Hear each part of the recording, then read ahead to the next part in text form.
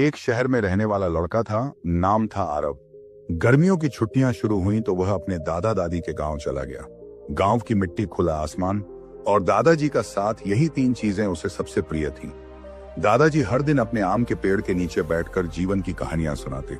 एक दिन आरव ने अचानक पूछा, दादाजी मैं बड़ा होकर बहुत सफल इंसान बनना चाहता हूँ, आप बताइए कैसे बन सकता हूँ। दादाजी मुस्कुराए बोले, अभी बताता हूँ, चल मेरे साथ। वे दोनों पास की एक नर्सरी में पहुंचे। वहां से दादाजी ने 2 नन्हे पौधे खरीदे। लौटकर घर आए। एक पौधा उन्होंने एक सुंदर से गमले में लगाया और उसे घर की छांव में रखा। दूसरा पौधा उन्होंने घर के पिछवाड़े खुले मैदान में लगा दिया। अब सोचो, दादाजी बोले, इन दोनों में से कौन सा पौधा बड़ा और ताकतवर बनेगा।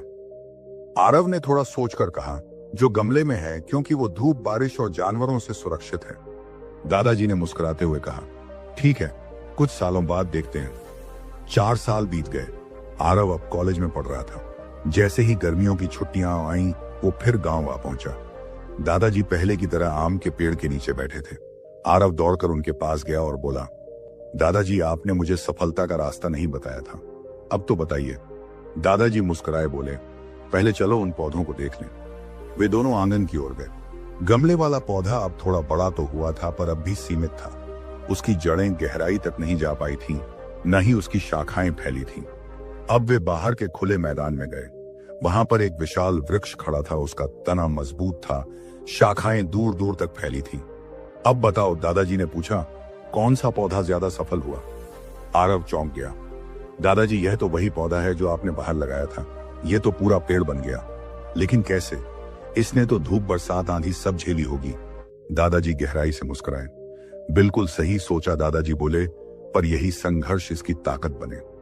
जो पौधा बाहर था, उसने तेज धूप झेली, भारी बरसात सहन की और आंधियों से टकराया। उसने अपनी जड़ें जमीन में और गहराई तक फैलाई ताकि गिर न जाए। हर मुसीबत ने उसे मजबूत किया। जबकि गमले वाला पौधा सुरक्षित तो रहा, पर उसकी जड़ें सीमित रहीं। ना वह जमीन से गहराई से जुड़ सका, ना ही ऊंचाई तक पहुंच सका। आरव ध्यान से सुन रहा था। बेटा, दादाजी बोले, सफलता भी ऐसे ही मिलती है। जो लोग सिर्फ आराम और सुरक्षा खोजते हैं, वे कभी अपनी असली ताकत पहचान ही नहीं पाते। लेकिन जो लोग मुश्किलों से लड़ते हैं, वही मजबूत बनते हैं। अगर जीवन आसान हो तो इंसान मजबूत नहीं बनता। असली ताकत तो तभी आती है जब इंसान चुनौतियों से टकराता है और गिरकर फिर उठता है। दादाजी की बातें आरव के दिल में उतर गईं। तो इसका मतलब है कि संघर्ष से भागना नहीं चाहिए? आरव ने पूछा। बिल्कुल नहीं, दादाजी बोले। मुसीबतें तुम्हें गिराने नहीं आती, वो तुम्हें सिखाने आती हैं। हर कठिनाई तुम्हें अगली चुनौती के लिए तैयार करती है। बड़ा बनने के लिए, मजबूत बनने के लिए तुम्हें अपने आराम के दायरे से बाहर निकलना ही होगा। सफलता आसान रास्तों पर नहीं मिलती बेटा। सफलता उन रास्तों पर मिलती है जहां कांटे होते हैं, तूफान आते हैं और धूप चुभती है। लेकिन इन सबके बीच भी जो टिके रहता है, वही असली पेड़ बनता है, वही सफल होता है। आरव ने उस विशाल पेड़ को देखा। अब उसे हर शाखा, हर पत्ती से जैसे एक नई सीख मिल रही थी। आरव दादाजी के पास आया और बोला, दादाजी, आज आपने मुझे सबसे बड़ी सीख दी है। अब मैं भी जिंदगी की धूप, बारिश से नहीं डरूंगा। मैं भी अपनी जड़ें गहरी करूंगा। दादाजी ने उसका सिर सहलाया। यही तो मैंने चाहा था। उस दिन आरव के जीवन की दिशा बदल गई।